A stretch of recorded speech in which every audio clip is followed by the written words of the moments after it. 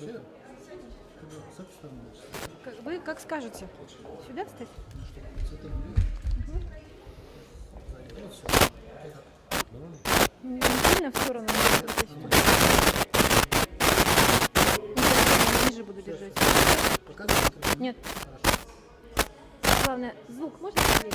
Скажите. Раз, два, три. Можно, да? Да. Да. Все, готовы? Готово. Уже Самарович, сегодня. Сегодня состоится первое заседание Евразийского совета международных отношений. Он образован здесь в Европейском Союзе, в центре Европы. Вот. И, естественно, очень в нужное время, я думаю, это все происходит, потому что в мире сейчас Организация Объединенных Наций на своих конференциях пытается найти, выстроить, определить новую парадигму развития человечества, устойчивого развития. И последняя такая конференция состоялась недавно в Алма-Ате на базе Казну.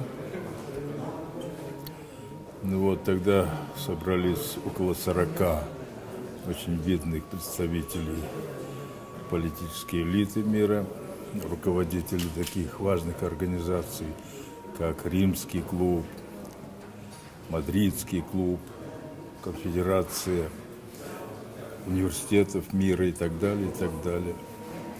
Вот. И 3 дня об этом говорилось.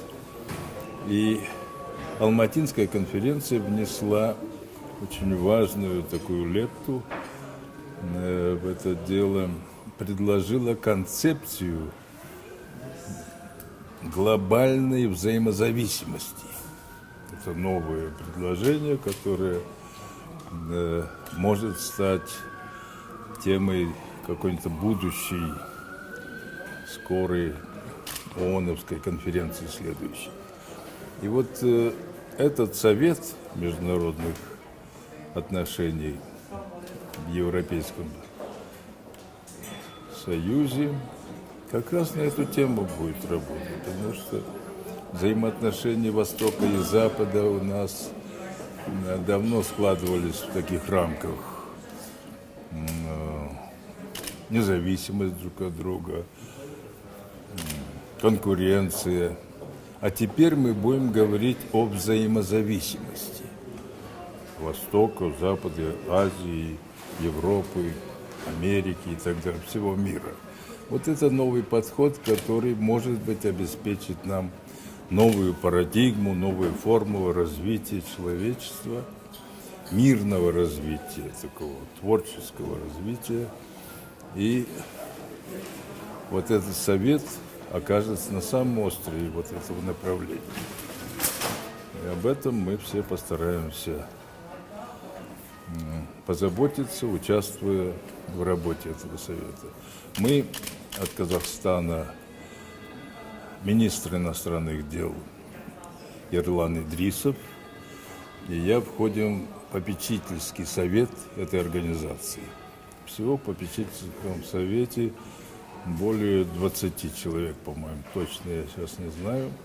Это руководители, бывшие руководители европейских стран, вот, премьер-министры, там, министры обороны, министры культуры.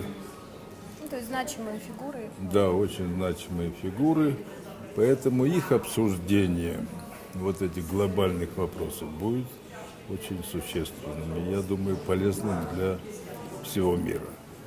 Жан Самарович, у вас очень много связей здесь, в Европе, по всему миру. Скажите, как оценивают роль Казахстана сейчас вот на этом континенте? Ну, В чем видят преимущество Казахстана? Казахстан в глазах вот политиков Европы, да и мира уже, это центр Центральной Азии, вот так скажем. Небольшая тавтология, но это точно. И поэтому взгляды всего мира таким образом как бы концентрируется на нас. И каждое наше решение, наша позиция сказывается на международных каких-то связях, отношениях. И если мы вот сейчас на Алматинской конференции предложили вот эту концепцию глобальной, всеобщей взаимозависимости вот, с соседями по региону, взаимозависимости внутри обществ, всех классов, вот, уже не противопоставление, как было при большевиках, вот, когда это приводило к классовому противостоянию, ненависти, уничтожению классов, а взаимозависимость, понимаешь? То марксисты когда-нибудь, может быть, будущие марксисты из теории классовой борьбы вырастет учение о классовой взаимозависимости.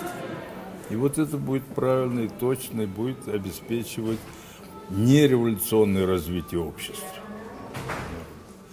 К этому, и думаю, не только общество, но и всего человечества. Вот об этом будет вести речь. Скажите, пожалуйста, вот с 1 января следующего года заработает Евразийский экономический союз. В этом отношении каковы взгляды европейцев вот на то, что на членство Казахстана, на его инициативу? Сейчас, к сожалению, пока вот это учение о взаимозависимости не распространилось, все думают, что это противостояние. Что это опять Советский Союз? Да, это вот новый союз будет противостоять Европейскому Союзу или там Западу. Нет, это новый Евразийский союз, он будет продолжать вот ту самую не теорию, нет, практику взаимозависимого развития, которая складывалась даже в Советском Союзе. Мы просто не поняли этого тогда.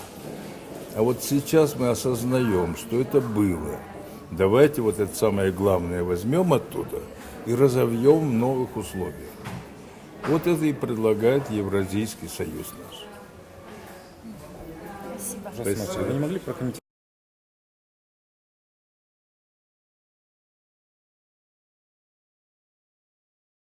Страна будет отмечать.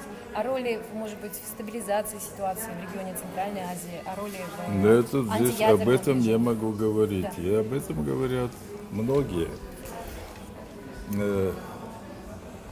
О роли можно и нужно говорить, сравнивая судьбы разных республик, которые вышли из Советского Союза. Что случилось за эти 23 года нашей независимости? Мы знаем, что во многих республиках произошли конфликты, столкновения внутри, гражданские войны, потери территорий и прочее, прочее, прочее. Слава Богу, в Алмате, в Казахстане этого не случилось. И это во многом, безусловно, результат политики президента, который продолжал ту самую утраченную, непонятую многими политику Советского Союза, которую вот сейчас мы формулируем как школа взаимозависимости. Начальная школа, скажем так, средняя школа, даже не понятая самими руководителями Советского Союза, а вот сейчас мы понимаем по результатам, что да, была такая школа, черт возьми. Давайте это не забудем, давайте это развивать дальше. И вот как раз Казахстан является моделью человечества, многонационального человечества, которое и должно жить в условиях взаимозависимости. Все народы, все национальности, все религии внутри, вот, все классы должны осознавать свою взаимозависимость. Тогда они будут мирно жить и развиваться. 16 декабря мы будем отмечать очередную годовщину нашей независимости. На ваш взгляд, вот, на взгляд очень авторитетный, а в чем ценность нашей независимости сейчас? сейчас мы можем какой-то уже сказать, подвести итог? Вот Самое главное. я здесь. продолжаю то, о чем говорил сейчас. Настоящая независимость – это осознание нашей взаимозависимости с другими народами.